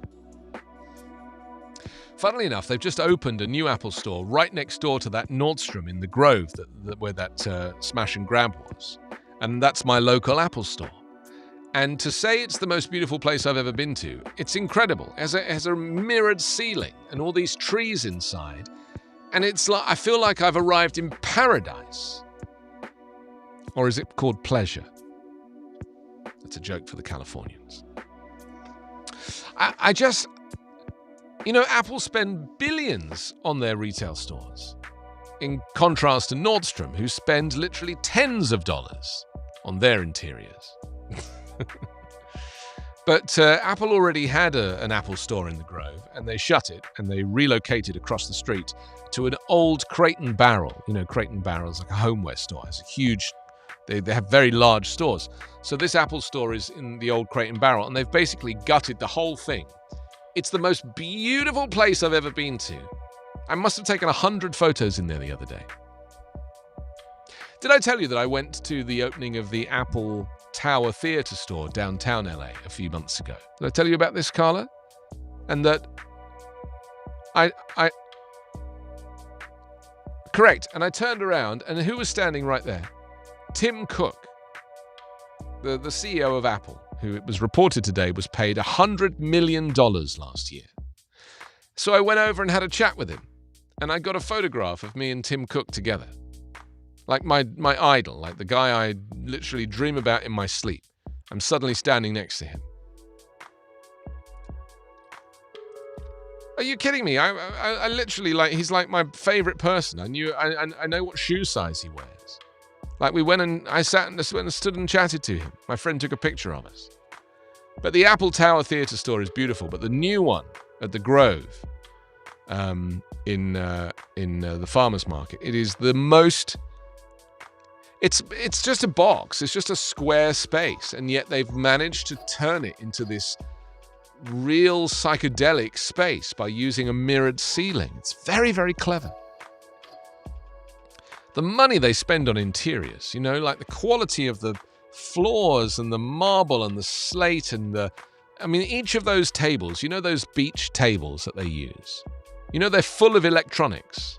They look like a plain beach table, but they're all wired to the ground, and they all have cash registers in them. They have if you rub your hand over a certain section, part of the top of the table turns over, and suddenly there's plug sockets and firewire and USB, or probably not firewire. What do they call it these days? Thunderbolt. And these tables, each of these tables costs, I think, around $200,000 each table. They're hand finished in birch, and they are so electronically advanced, these tables. And they have like 24 of them in these Apple stores. Like $1 million worth of tables. It's just another level.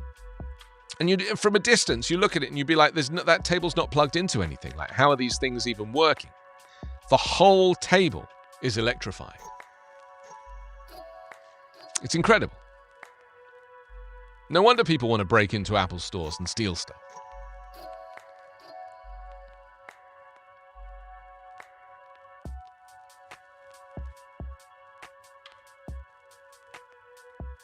I have taken the train to downtown Los Angeles, Carla. I don't like the subway. I get a little claustrophobic, but I did it once to attend the protest. There was a protest in Pershing Square, and I like to go and hold a placard and demonstrate, you know.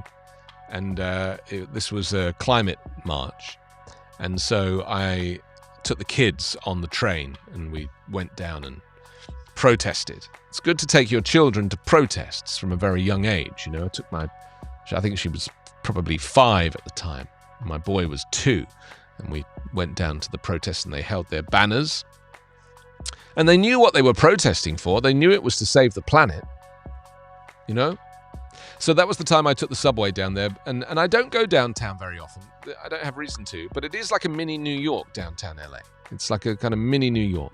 It smells the same. But there's a lot of these like disused theaters and old movie theaters that just don't get any action anymore. Funnily enough, that Nordstrom that was smashed and grabbed at the Grove, I'm looking at a photograph of it now on the internet, and I have a video that I shot of my daughter walking towards the glass doors, and she didn't see that they were closed.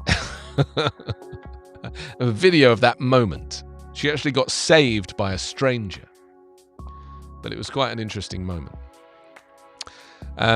Best Buy said in November the retailer has seen a jump in theft at its stores by gangs of thieves. Some of these incidents have involved weapons such as a gun or a crowbar. Best Buy said that it was implementing a number of tactics to minimize theft and protect staff and customers. These include locking up more products and hiring security when appropriate. And they also say drugstore chains have closed stores in neighborhoods where there's persistent shoplifting. Walgreens have closed a handful of stores in San Francisco. And then there's the broader community aspect. Shopping in stores generates sales tax, which in turn provides funding for essential public services such as public schools budgets and medical facilities and local police and fire departments. It's very interesting to me. I mean, I do feel like when people are desperate, because this is the thing about, that's what happened with the Black Lives Matter protests. You know, people who were desperate took advantage of these peaceful protests to loot and to cause criminal damage. And unfortunately, when they do that, it hands the conservative media an opportunity to replay this footage over and over again of looting. And then they devalue the actual Black Lives Matter protest, the actual heart and soul of the protest, the reason for it, against police brutality and inequality, because of the distraction of looters who are, in the main, a minority of the event. But of course, it plays well on television.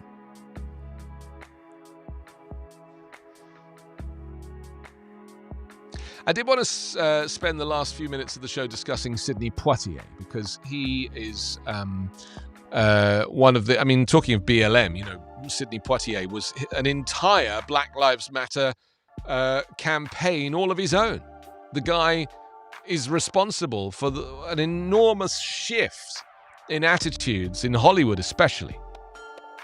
He's died this morning at the age of 94 in Nassau, in the Bahamas. The actor's death has been confirmed by the Bahamian Foreign Ministry. He was one of the major stars from the golden age of Hollywood, He won the Academy Award for Best Actor in 1964 for his role in Lilies of the Field, where he played a handyman helping a group of nuns build chapel. And he had 2 other Academy Award nominations, 10 Golden Globe nominations, 2 Primetime Emmy Award nominations, and 6 BAFTA nominations. That's the British Academy Film Television Awards. He grew up in the Bahamas before moving to Florida as a teenager. I'd have stayed in the Bahamas given the choice.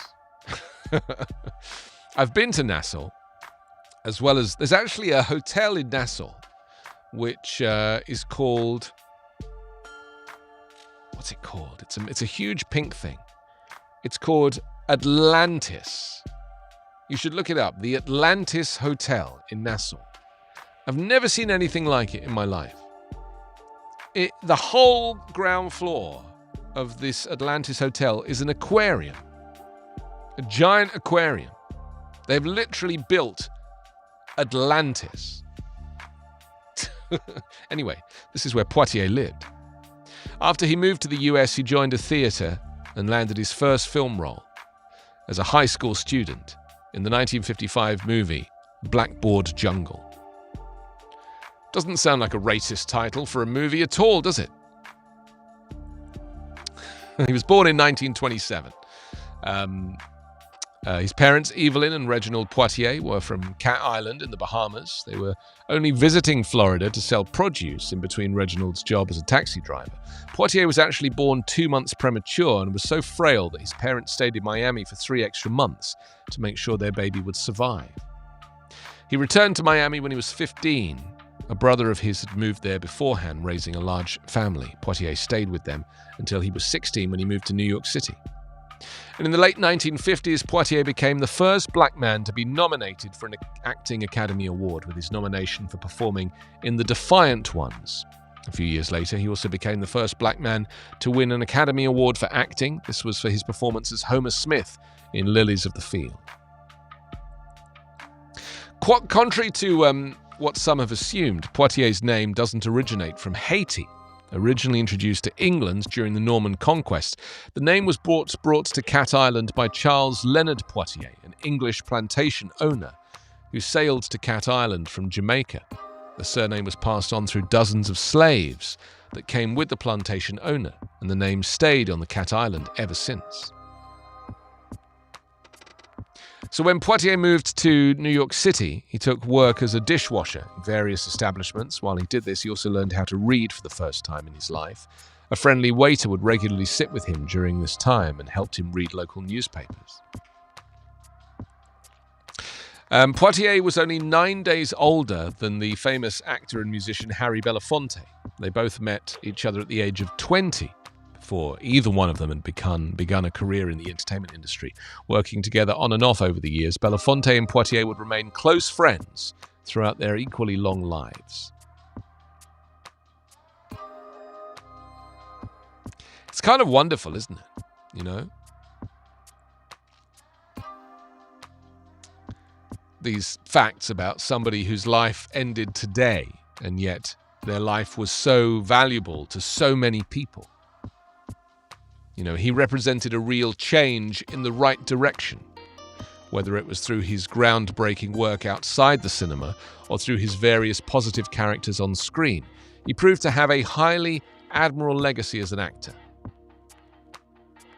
but also as a campaigner, also as a trailblazer, also as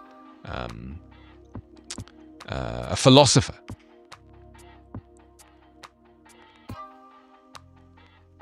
He also recorded a whole bunch of philosophy books. He made an album called Poitiers Meets Plato. He spends the album reading out excerpts of the Greek philosopher. And they're accompanied by music which was composed and conducted by Fred Katz. That was released in 1964 by Warner Brothers.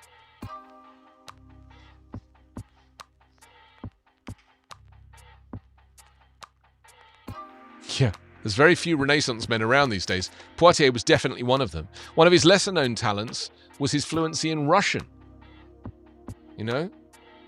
He spoke fluent Russian. One of his less frequently known first movies In the Heat of the Night was that it was the first Hollywood film where the production's lighting was organized in consideration of the skin complexions of non-white actors. Prior to that, film lighting had always produced an excessive glare on black actors' skin because they lit the films for the white actors. But that changed with Poitiers and the movie In the Heat of the Night. Incredible, really, isn't it? So we shall think today about the life of Sidney Poitier. Do look him up. Watch one of his movies tonight, maybe. You know, like the 1972 movie Buck and the Preacher, which he actually directed as well as starred in. Thank you for joining me. I'm Anthony Davis. This has been Backchannel. Stay with us for Your Pal Hal next.